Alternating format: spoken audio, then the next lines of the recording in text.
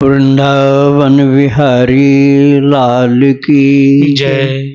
राधा रानी की जय। श्री गुरुदेव भगवान की जय। श्री राधे राधे।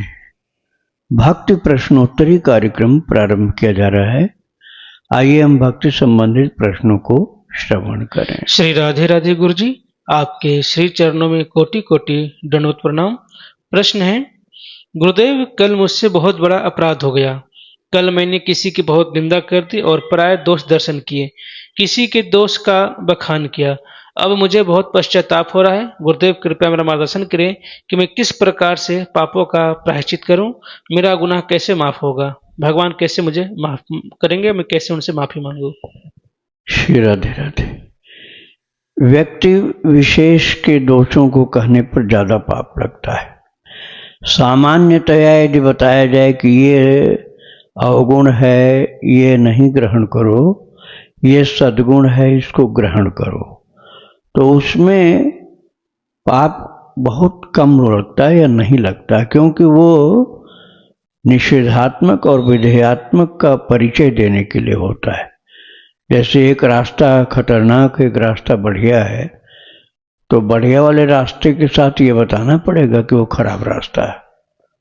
खराब वाला नहीं बताओगे तो आदमी उधर तो जाने से बचेगा नहीं। तो ये बताना कि ये खराब है, ये जरूरी हो जाता है। लेकिन किसी व्यक्ति के ऊपर यदि कहा जाएगा तो दोष लगता है, और यदि नाम भी उसका लिया जाए तो बहुत ज़्यादा दोष लगेगा।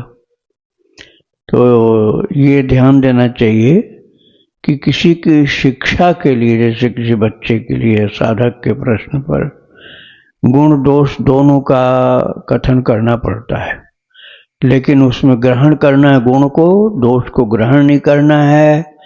तो जिस चीज से बचना है उसका भी परिचय थोड़ा देना पड़ता है। किंतु किसी व्यक्ति के लिए कहा जाए उसके अंदर ये कमियां हैं, बस वो गलत हो जाएगा, फिर पाप लगता है। और उस विषय को सुनना भी नहीं चाहिए, कहना तो ज्यादा ही पाप है।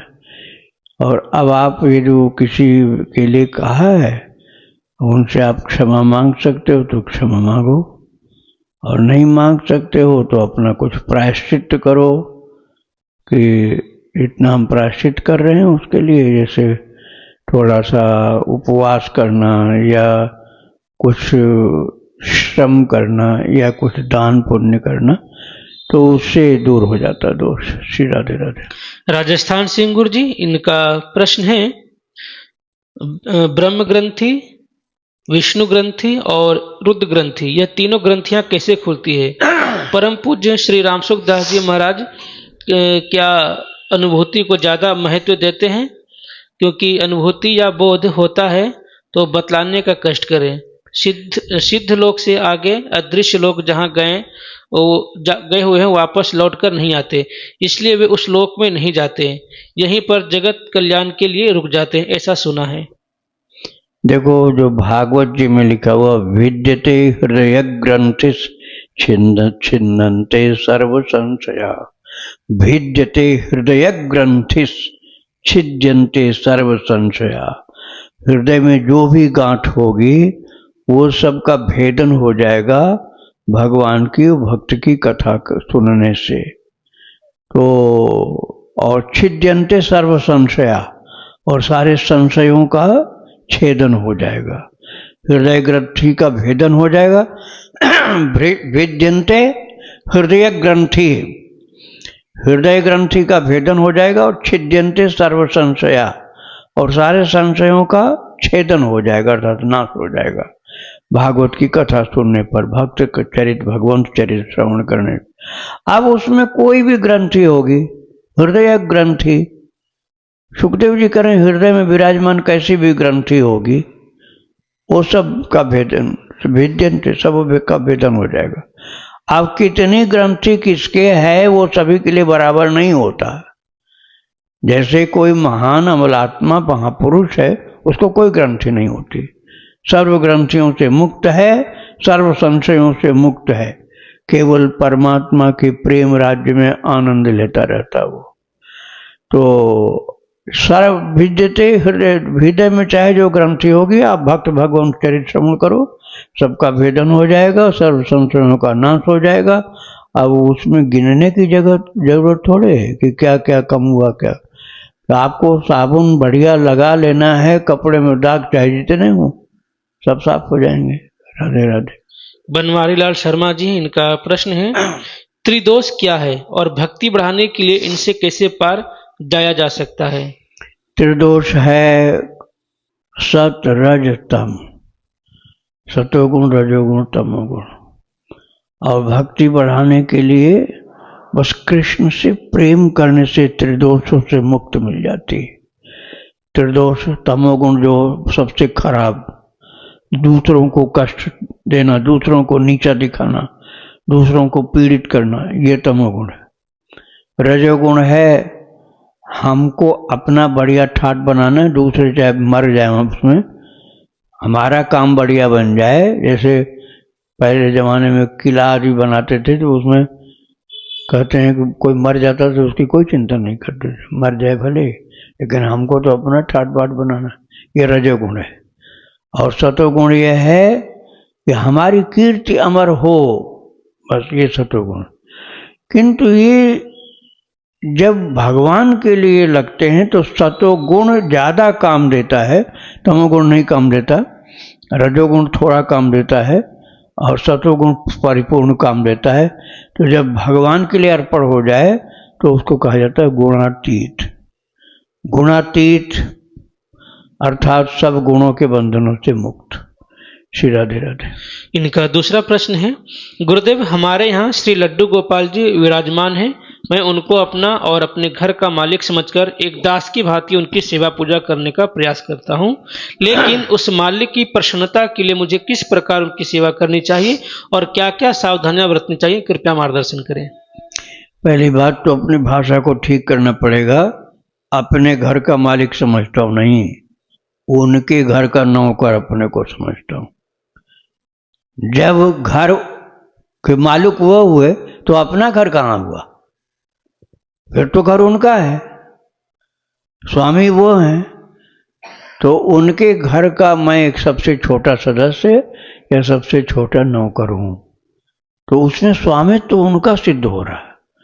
और अपने घर का मालिक समझता हूं, इसका मतलब हुआ कि हम दाता हो गए, उन्होंने हमसे दान लिया तो हम बड़े हो गए। तो उनका घर है, हम उनका छोटा सा सेवक, बहुत छोटे वाले। तो ये सुधार करना होगा।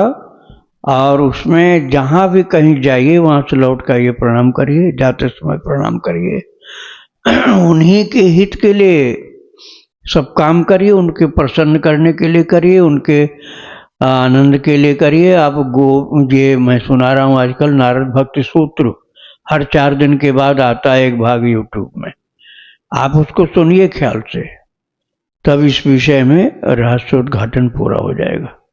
राधे राधे। सुंदरी सहचर्य जी हिमाचल से, इनका प्रश्न है गुरु कृपा से भाई जी का चरित्र पढ़ने को मिला, जिसमें भाई जी के चित्र के नीचे लिखा था नित्य लीलालीन और सेठ जी के चित्र के नीचे लिखा था ब्रह्मलीन। सेठ जी के भाई जी के सदगुरु भगवान थे। भाई जी प्रेम की उच्चतम स्थिति को प्राप्त कर गए, जबकि सेठ जी अहम ब्रह्मस्मि के भाव में रहे। इस संदर्भ में मेरा प्रश्न है कि भाई जी नित्य लीला में प्रविष्ट हुए तो सेठ जी भाई जी के गुरुदेव थे, तो उन्होंने लीला में प्रवेश क्यों नहीं किया? इस पर कृपया प्रकाश डालने की कृपा करें। ये निष्ठा है। लोकेस्मिन् द्विविधा निष्ठा पुरा प्रोक्ता मया नघ। भगवान ने गीता जी में कहा है लोकेस्मिन् द्विविधा निष्ठा पुरा प्रोक्ता मया नघ। ज्ञान योगेन सांख्यानाम कर्म योगेन योगिनाम। भगवान ने कहा 2 प्रकार की निष्ठाएं मैंने बताई अर्जुन, एक ज्ञान निष्ठा, एक कर्म निष्ठा। एक में कर्ता ही खत्म हो गया, अकर्ता की स्थिति हो गई, कर्ता होते हुए अकर्ता हो गया, वो ज्ञान की निष्ठा है। एक कर्म की निष्ठा है, हमें सब कुछ भगवान के लिए करना है, तो हम हो गए निष्काम कर्मयोगी। अपनी कामना वाला कुछ नहीं, सब ठाकुर जी के सुख के लिए करना। वो कर्मयोग जो भक्ति बन गया।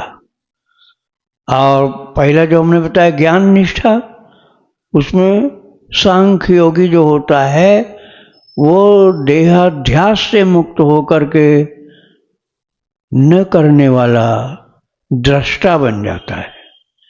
दृष्टा फिर कर कौन रहा है? प्रकृते क्रियमाणानि गुणैः कर्माणि सर्वशः अहंकार विमूढ़ात्मा कर्ता हम इति मन्यते।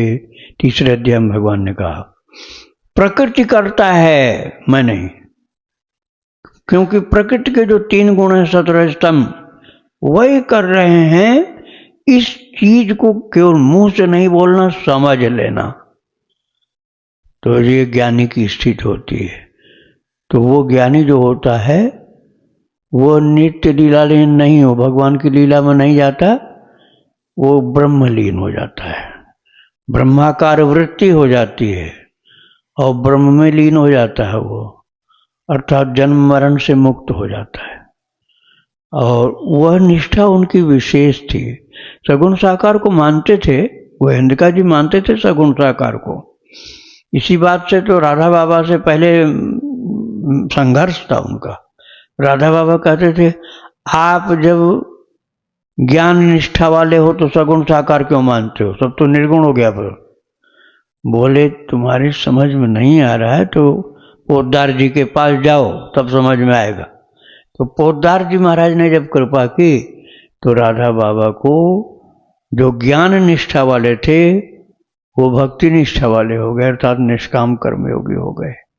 और सब उनको दिखलाई पड़ गया। कृष्ण की लीलाएं, उनके पार्षद, सारी लीलाएं, वृंदावन का स्वरूप, ये सब गोविंदका जी महाराज, पोद्दार जी महाराज की कृपा से राधा बाबा को दर्शन हो गया। तो ये निष्ठा की मुख्यता किसमें है? मुख्यता थी गोविंदका जी महाराज की, सेठ जी जिनको बोलते थे, सेठ जी की निष्ठा थी ज्ञान की, इसलिए वो ब्रह्मलीन हुए। और प्रेम रस की निष्ठा थी श्री पोद्दार जी की, इसलिए नित्य लीलालीन हुए। श्री राधे राधे। शीतला प्रसाद जी हैं पंचकुला हरियाणा से, इनका प्रश्न है महाराज जी क्या जन्मेजय की आगे की जनरेशन नहीं बढ़ी थी, और वज्रनाभ का भी बताएं। किनकी? जन्मेजय की? हाँ, जन्मेजय की क्यों नहीं हुई थी? आपको ये जो पढ़ना है तो आपको ये मिलेगा, भविष्य पुराण में मिलेगा, और अन्य ब्रह्मा वैवर्त पुराण में, ब्रह्म वैवर्त पुराण में मिलेगा, स्कंद में पुराण में, पद्म पुराण में मिलेगा। और आप यदि रामानंद भगवान का चरित्र सुने 118 भाग में मैंने सुनाया, 118 जय गुरु रामानंद भगवान, ये शीर्षक है, 118 भाग में सुनाया। उसमें मैंने 12 महाभागवत का चरित्र जब सुनाया है तो गालवानंद जी महाराज का चरित्र सुनाया है, जो सुखदेव जी के अंशावतार थे। गालवानंद जी का चरित्र, आप गालवानंद जी का चरित्र सुनो भक्ति आश्रम में, गालवानंद जी की चरितावली भक्ति आश्रम, तब आपको पता चलेगा कि जन्मेजय जी का आगे वंश किस तरह से बढ़ा था और किस किस स्वरूप क्या क्या कार्य किया था, और उसमें भगवान रामानंद जी का क्या रोल था, क्या उनका आदेश था, किस प्रकार से परिपालन हुआ, ये सारी चीजें आगे हैं। राधे राधे। इन्होंने गुरु जी वज्रनाभ जी का ही पूछा है, वज्रनाभ उनका जनरेशन आगे बढ़ा था? हाँ, उनका भी बढ़ा था। राधे राधे। सहारनपुर से गुरु जी, इनका प्रश्न है, कहते हैं कि एकादशी में तिल नहीं खाने चाहिए, ये उचित है या भ्रम? तेल जो मीठा तेल जो होता है, जैसे तिल का तेल है, मीठा तेल बांधते हैं, और नारियल का तेल है, मूंगफली का तेल है, ये ग्राह्य होते हैं। सरसों का तेल ग्राह्य नहीं होता है क्योंकि वो तेजक विशेष होता है वो। राधे राधे। तो तिल खा सकते हैं एकादशी में? हाँ, तिल खा सकते। राधे राधे। हर्ष पटेल जी हैं अमेरिका से, इनका प्रश्न है महाराज जी, नित्य कर्म में नाम जप करना ज्यादा जरूरी है या भगवान के लिए तड़पना? कई बार नाम जप करते समय भगवान से मिलने की तड़प उठती है और रोने लगता हूँ। इससे नाम जप में देरी होती है और नित्य कर्म पूरा नहीं हो पाता, फिर जल्दी जल्दी नाम जप करने लगता हूँ, कृपया मार्गदर्शन करें। नहीं, जल्दी वाला काम नहीं करिए, भले संख्या थोड़ी कम रह जाए, वो संख्या बढ़ाने की जरूरत तो पड़ती है ना, कि जब हम जप ही नहीं करते हैं तो पता तो चलेगा हम आगे बढ़ रहे हैं कि पीछे जा रहे हैं, इसलिए गिनती करनी पड़ती है। लेकिन यदि आप अपना जप कम नहीं होने देते हो तो गिनती के बाद वाला जप जो करो बड़े भाव से, मंद गति से, भाव से इतना ज्यादा हो, एकांत में ही होगा वो, कि आपको ठाकुर जी का ध्यान कर करके जपना है, तो उसमें आपको रोना आ जाएगा, कभी हंसना आ जाएगा। उसी के लिए 11वें स्कंद में भागवत जी में उद्धव जी महाराज से भगवान द्वारकाधीश ने कहा है, वाग्गदगदा द्रवते यस्य चित्तम रुदत्य भीक्ष्णम हसति क्वचिच्च विलज्य उद्गायति नृत्यते च मद्भक्त युक्तो भुवनम पुनाति।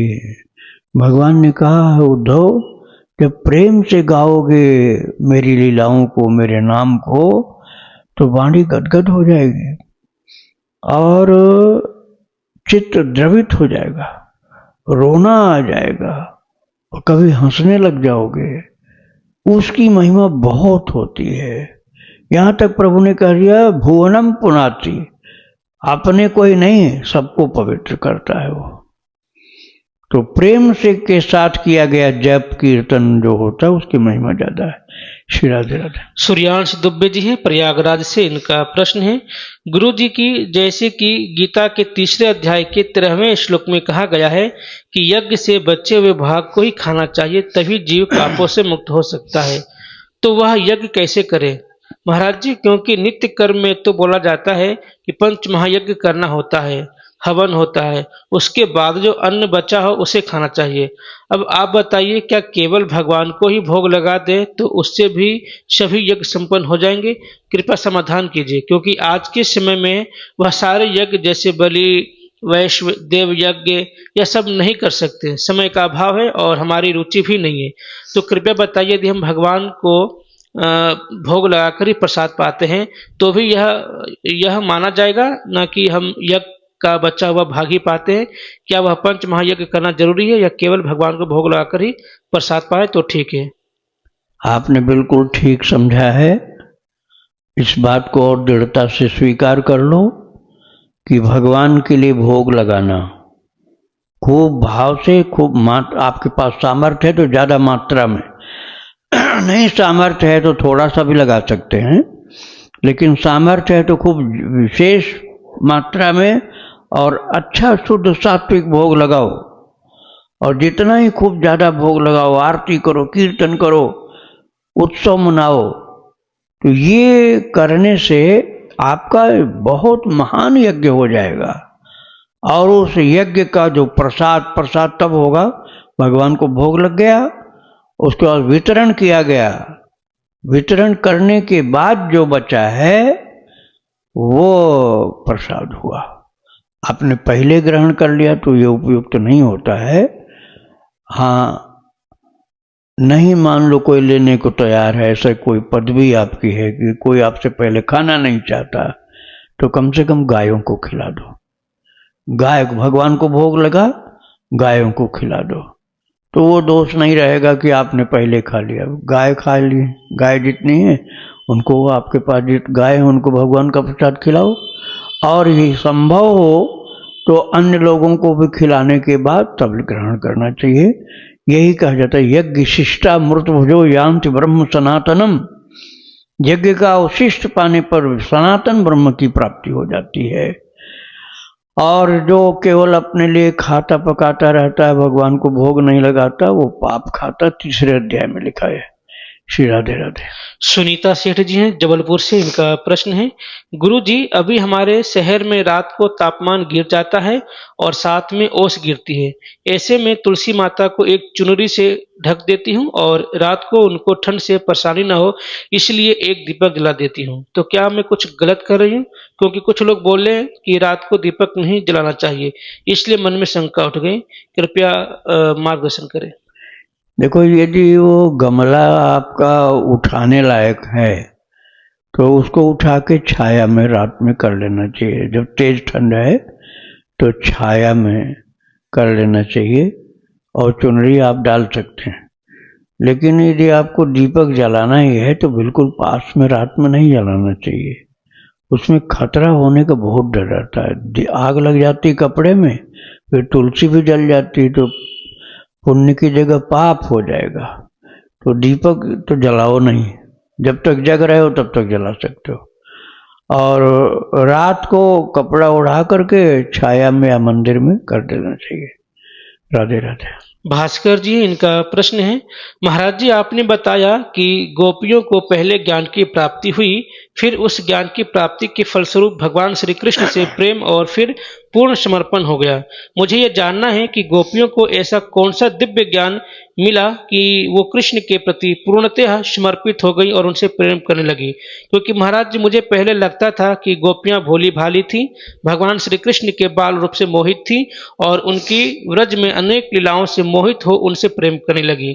लेकिन जब आपने कहा कि गोपियों को पहले ही ज्ञान मिला था, तो मुझे अब यह जानना है कि क्या संपूर्ण प्रेम और समर्पण के लिए क्या पहले भगवान को जान लेना जरूरी है? अगर नहीं तो गोपियों को पहले ज्ञान की प्राप्ति कैसे हुई? हाँ, आपका जो प्रश्न ठीक है। वो दोनों प्रकार की थी। एक गोपी का ग्रुप था मुग्धा और दूसरी गोपी मानिनी गोपी ग्रुप की थी।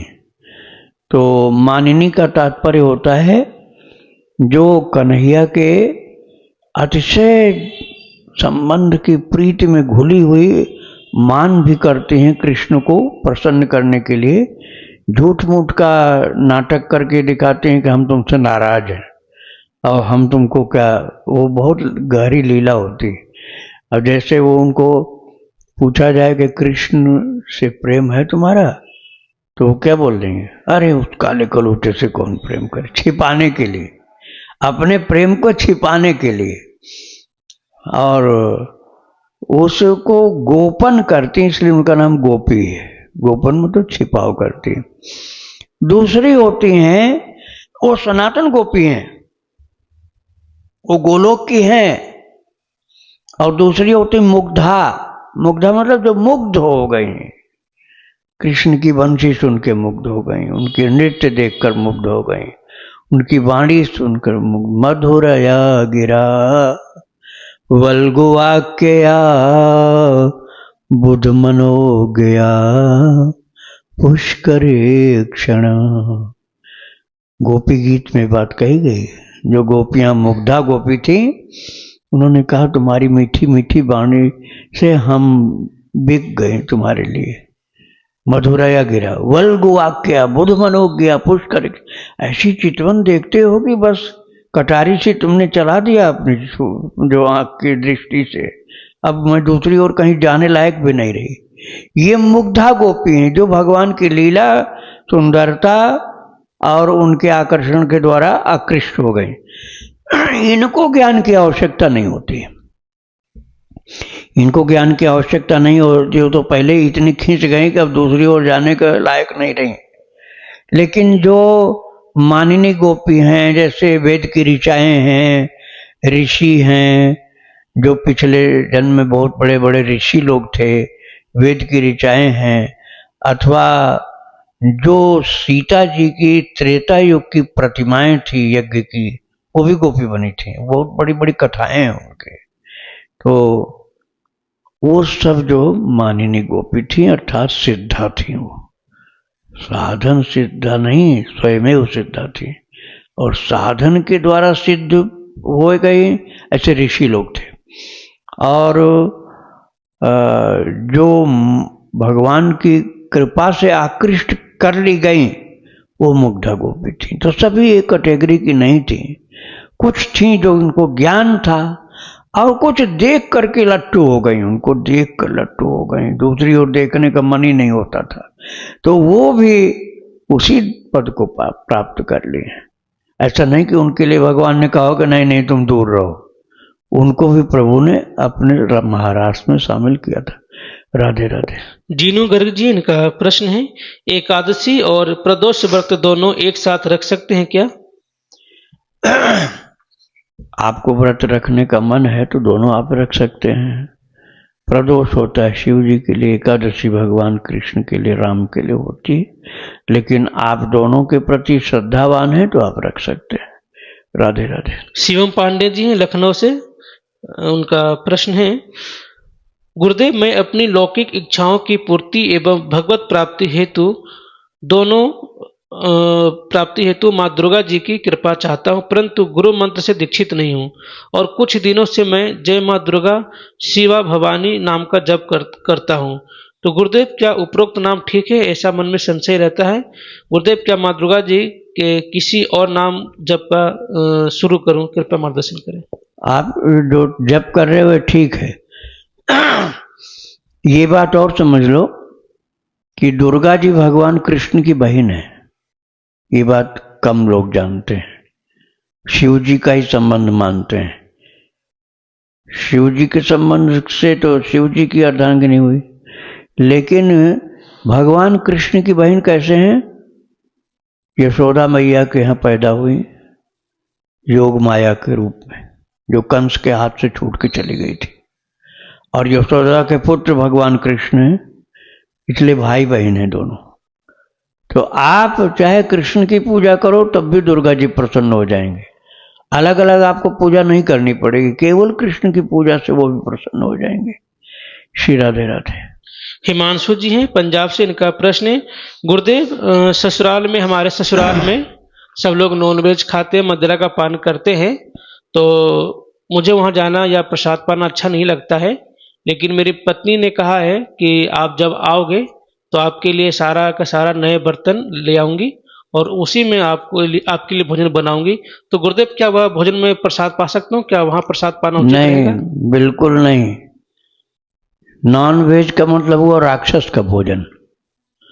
जहां राक्षस का भोजन बन रहा है, खाया जा रहा है, वहां आप मत जाओ। रिश्ता टूट जाए तो टूट जाए।